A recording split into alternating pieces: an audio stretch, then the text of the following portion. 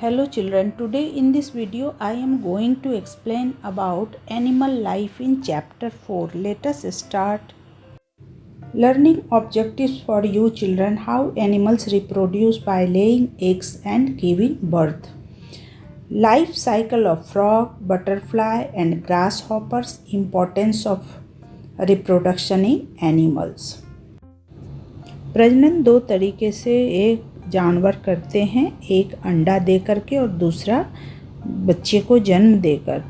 दूसरी बात है लाइफ साइकिल सीखेंगे फ्रॉग का, बटरफ्लाई और ग्रास हॉपर का, और जानेंगे कि एनिमल में रिप्रोडक्शन का क्या महत्व है। There are many animals in our surroundings. You may have seen a cow feeding its calf or a dog feeding its puppy. हमारे वातावरण में बहुत सारे जानवर हैं. आप देख सकते हैं काऊ को उसके बछड़े को फीडिंग कराते हुए, और डॉग अपने पपी को फीडिंग कैसे कराते हैं आप देख सकते हैं. Have you wondered how the young ones of all these come into the world? How are they born? तुम्हें जानकर बच्चे आश्चर्य होगा कि ये कैसे सभी छोटे जानवर के सभी छोटे बच्चे इस संसार में आते हैं और ये कैसे जन्म लेते हैं. चलिए जानते हैं. The process by which living beings produce another one of their own kind is called reproduction. Every living being has the ability to give birth to one of its own kind. In this way, the cycle of life keeps moving. If they fail to produce their own kind, their form will disappear from earth. Thus, reproduction is an important process for every animal to continue its race. वो प्रक्रिया जिसमें सभी जीवित चीज़ें, वस्तुएं अपने जैसे नए चीज़ को पैदा करते हैं, रिप्रोडक्शन कहलाते हैं. सभी लिविंग बींग्स जो होते हैं, जीवित वस्तुओं के पास योग्यता होती है अपने जैसे चीज़ को पैदा करने की अपने तरीके से. तो the cycle of life keeps running. इस तरह से जीवन चक्र चलता रहता है. If they fail to produce, अगर ये फेल हो जाते हैं प्रोड्यूस करने में, उत्पादन करने में अपने जैसे चीज़ों को, तो यह डिसअपियर हो जाता है, यानी पृथ्वी पर जो है वह लुप्त हो जाता है, नहीं दिखता है. इसीलिए रिप्रोडक्शन जो है बहुत इम्पोर्टेंट प्रोसेस है सभी जानवर के लिए, अपनी जाति को, अपने वंश को कंटिन्यू रखने के लिए.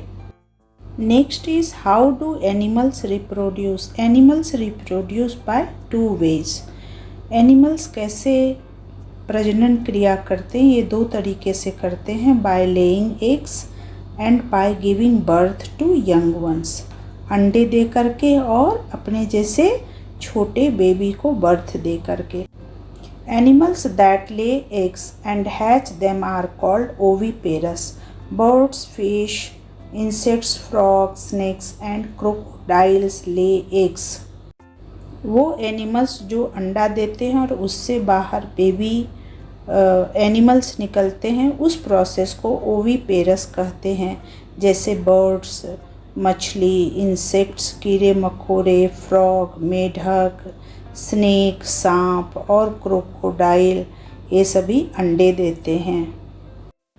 Now birds make nests to lay their eggs. The female bird then sits on them for many days to keep them warm before these eggs hatch into young ones.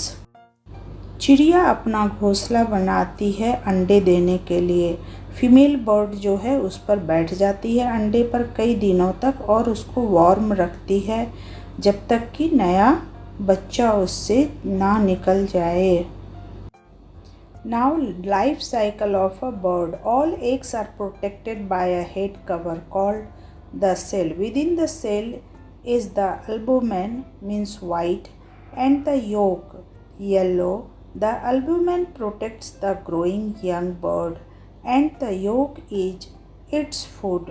The young birds will only develop if the egg is kept warm. सभी अंडे ऊपर उनका head से cover होता है, उसको cell कहते हैं।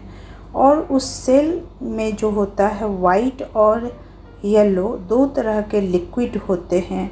वाइट लिक्विड को एल्बुमिन कहते हैं और येलो लिक्विड को योक कहते हैं।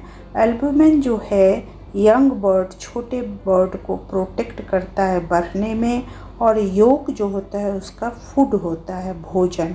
तो छोटा जो बर्ड होता है सिर्फ वह डेवलप करता है अगर अंडे को वार्म रखा जाता है, तभी यह डेवलप करता है। The eggs hatch and the young ones that come out have no feathers on their bodies. The mother feeds the young birds till they are ready to fly away. अब अंडे के बाहर से छोटा बेबी बाहर bird निकलता है। उससे फेदर नहीं होता है, उसके शरीर पर कोई भी पर पंख नहीं होता है। मदर उसकी फीड कराती है छोटे बर्ड को जब तक कि वह फ्लाई नहीं करता है, जब तक फ्लाई करने के लिए वह रेडी नहीं होता है। Next is insects. All insects lay eggs. Grasshoppers and cockroaches have 3 stages in their life cycle. Butterflies and mosquitoes have 4 stages in their life cycle.